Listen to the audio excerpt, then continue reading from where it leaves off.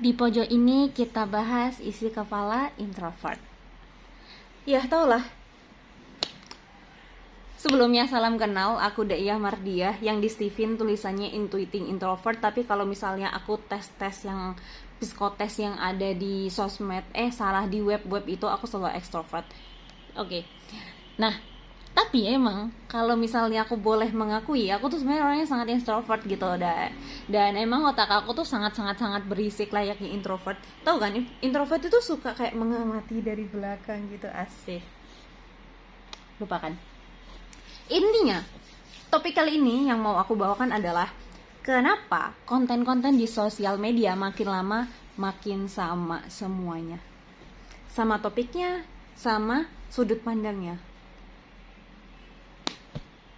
Dan jujur, ini tuh benar-benar membuat sosial media itu sangat-sangat tidak menarik lagi untuk di-scroll.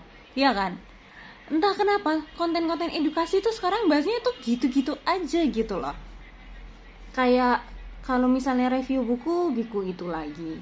Kalau misalnya motivasi dari sudut pandang ini lagi gitu. So please di sini buat teman-teman influencer yang mungkin melihat, tolong gitu. Please kayak bawakan something yang baru lagi gitu loh. Aku sebagai introvert ini yang butuh mengecas diri di rumah, dan kadang kalau misalnya aku udah bosan juga di rumah sendirian, aku butuh meng-scroll, tapi yang aku tonton kenapa sama aja semuanya. Dan kalau misalnya itu konten-kontennya bukan edukatif, jujur aku merasa hidup aku tidak berharga. Jadi aku inginnya menonton video edukatif. Oke, sangat omong kosong sekali apa yang aku omongin ini. Tapi gak apa-apa, kita lanjut ngomong aja. Lagian ini juga ada itu. Lagian mungkin gak ada orang yang nonton. Nah,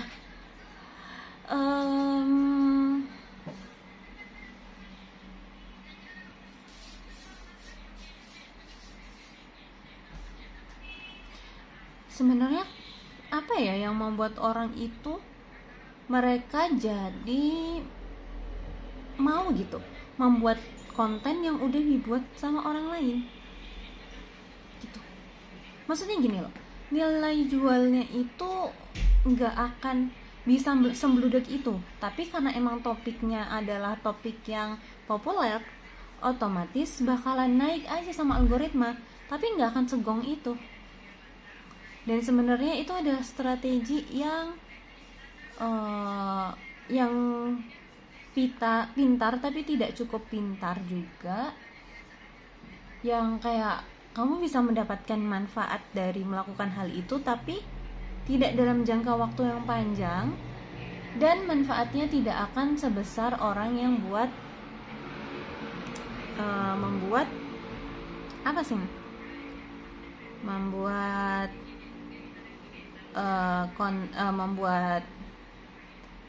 trendsetter lah ya, kayak membuat tren gitu.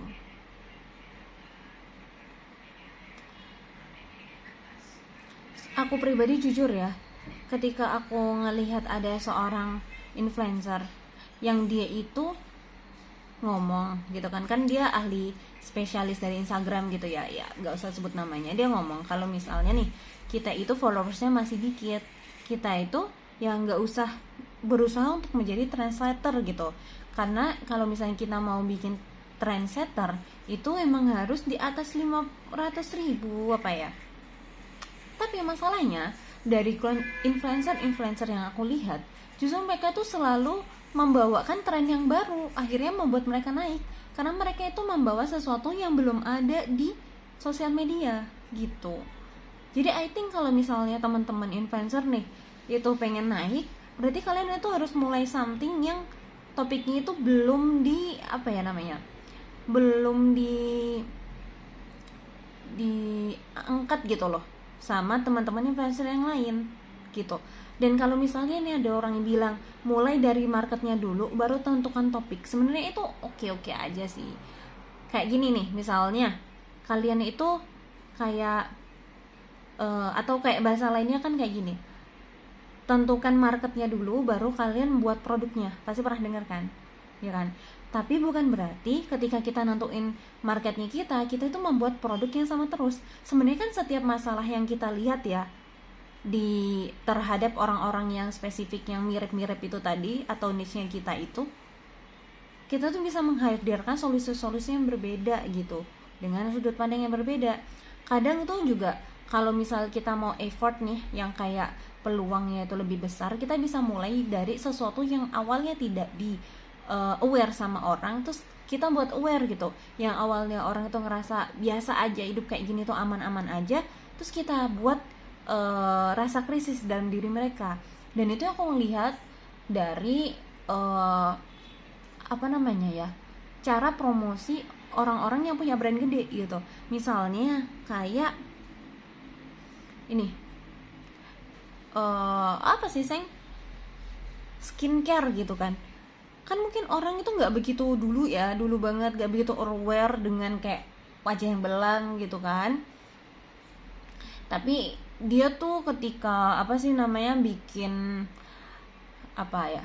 bikin iklan, dia kayak bikin yang terusnya wajahmu belang, terus habis gitu dia menghadirkan solusinya, kayak membuat kita krisis gitu loh, terus menghadirkan solusinya, gunakan ini kayak gitu.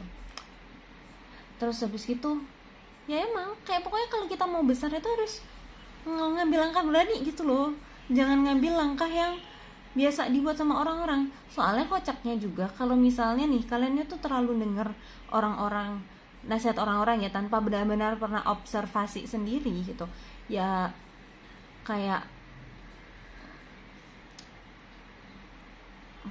kamu tuh jadi kayak terkendalikan oleh orang tersebut, oleh siapapun yang ngasih nasihat kamu. Terus habis gitu kamu tuh juga jadi kayak kesuksesan kamu itu terbatas oleh kesuksesan orang tersebut gitu. I don't know sih, tapi bisa jadi terjadi itu karena emang kan kayak misalnya nih orang ini limitnya berapa, 2 juta gitu kan, so followersnya 2 juta. Kalau kita minta nasihat dari dia, realistisnya maksudnya kayak masuknya, kalau kita mengambil saran-saran dari dia ya kita bakalan punya followers 2 juta doang gitu loh. Kalau misalnya mau lebih daripada itu ya berarti emang kita itu harus mencari cara yang lebih lah daripada dia. Kalau misalnya kita lihat nih ada orang yang dia tuh ahli sosmed gitu kan, terus habis gitu dia followersnya cuma 2 juta tapi kliennya itu lebih dari 2 juta gitu. Berarti emang kliennya itu nggak nelan mentah-mentah apa yang dikatakan oleh si pemilik sosmed ini tadi, si spesialis sosmed ini tadi. Pasti dia mikir juga, pasti dia observasi sendirinya ada gitu, pasti ada ide-ide berlian dari dia. Karena itu tadi, kalau misal nih konten spesialis atau spesialis sosmed itu dia cuma 2 juta ya berarti emang kemampuannya 2 juta itu nggak sih ketika itu, tapi bukan berarti orang itu nggak akan berkembang ya. I don't know, itu pikiran aku aja sih.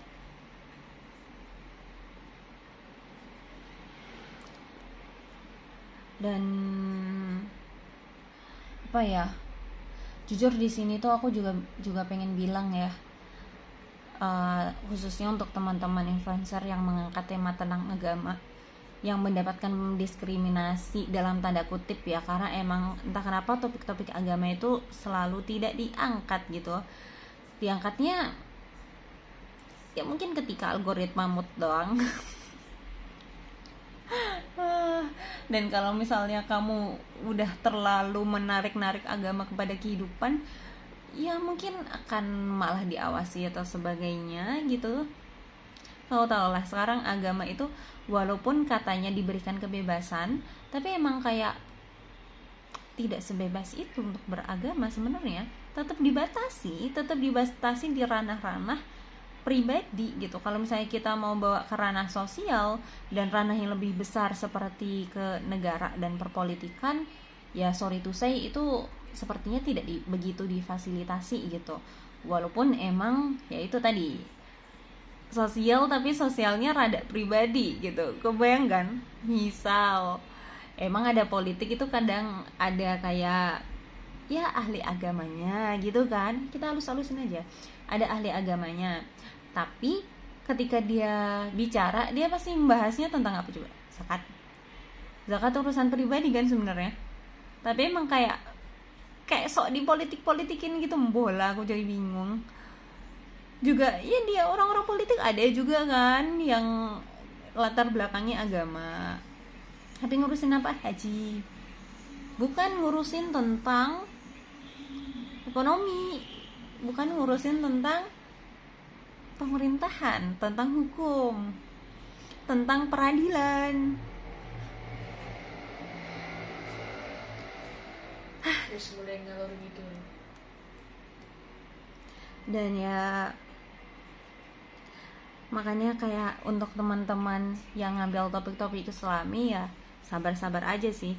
Tapi ya sebenarnya kalian juga harus pede aja, justru karena topik ini tuh tidak tidak begitu familiar dan nggak begitu banyak yang ngangkat, itu jadi malah peluang besar gitu untuk kalian naik dan bikin nama kalian. Cayo.